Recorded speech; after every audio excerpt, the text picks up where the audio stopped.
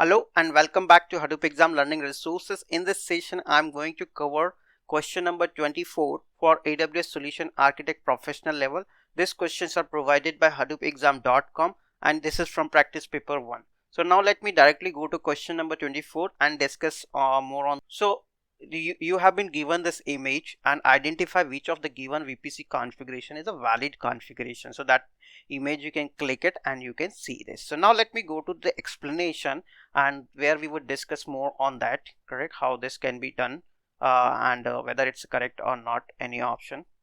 So this is a question 24 VPC peering connection. Same image I have copied from that question, and now let's understand what exactly it is trying to do this here. So option A, invalid VPC configuration detail, we would understand. You cannot create a VPC peering connection between VPCs with matching or overlapping sided blocks. Now here you see 172.16.00.16 and 172.16.00.16. So both VPC A and VPC B are having same sided block, and so it means both are overlapping. So we cannot connect create a VPC between these two because their IP range is exactly same as bits. So this VPC connection is not possible. Now option B, you have a VPC peering connection between VPC A and VPC B, correct? So that is what it is there.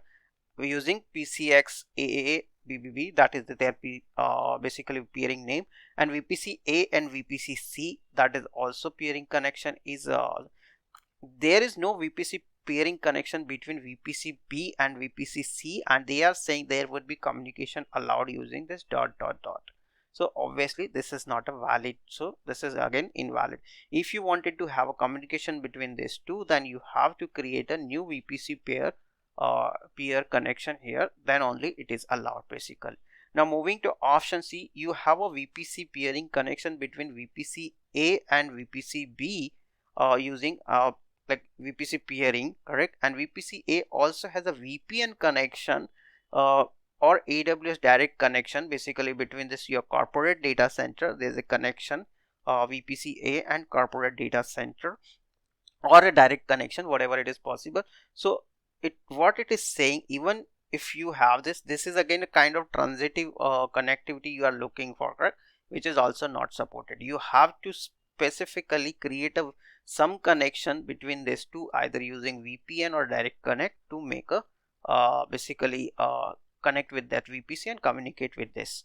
So AWS direct, so edge to edge routing is not supported, and you cannot use VPC A to extend peering relationship to exist between VPC B and the corporate. For example, traffic from the corporate data center can't directly access VPC B by using the VPN connection or the AWS direct connect connection from VPC A. So this is again transitive you are trying to looking for, that is also not supported. So this is also not a correct answer, this is not a correct answer, this is not a correct answer.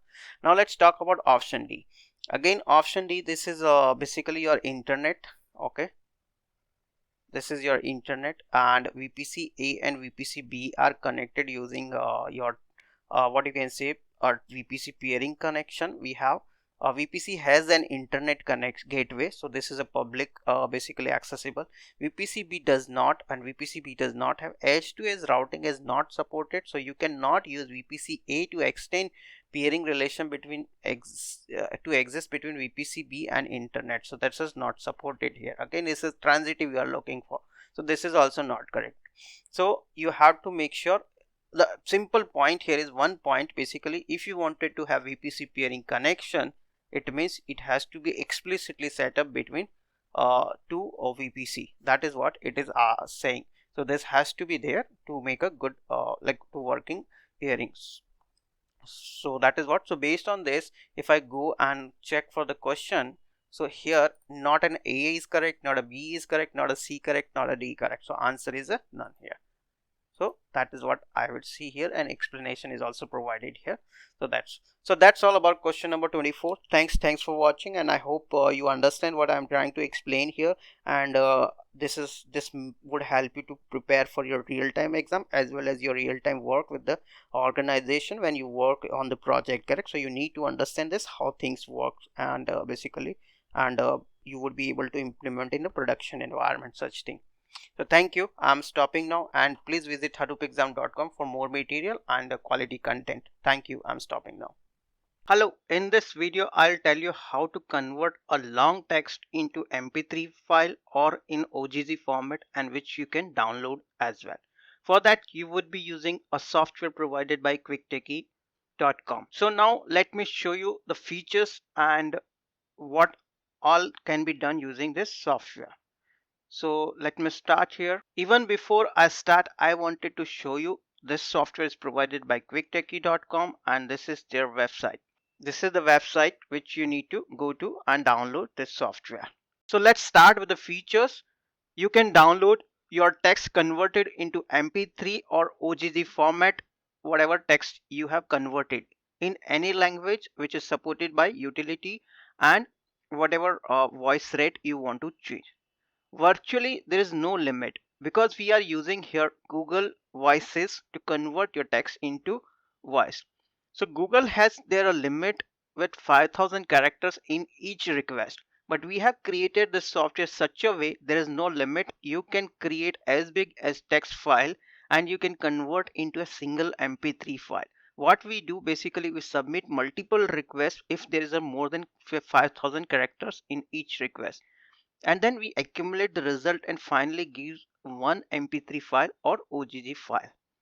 Voice tuning, personalized. You can change the pitch of the voices as per your need. There are different 20 semitones and 4 times faster speeds, etc. You can set up on this using this tool. Highly secure. Every communication between your machine and Google Cloud happens on encrypted manner. So this is a highly secure and it is being done using Google Cloud credentials only. There are 40 plus different languages supported and 250 different voices. Operating system. This software can work on Windows, Unix and Mac OS. So now pricing. So you need to get a subscription from quicktechie.com. So this is the website where you need to get the subscription basically annually and semi-annual subscription for using this software. That is one thing. Once you subscribe the software, there is no character limit, no basically other limit until your subscription expires. So we have a subscription of 6 months and 12 months.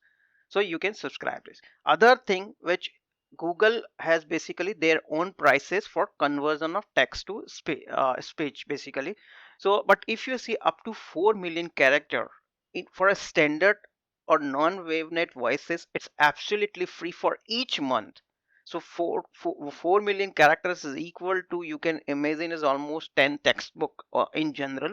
This would equivalent to that.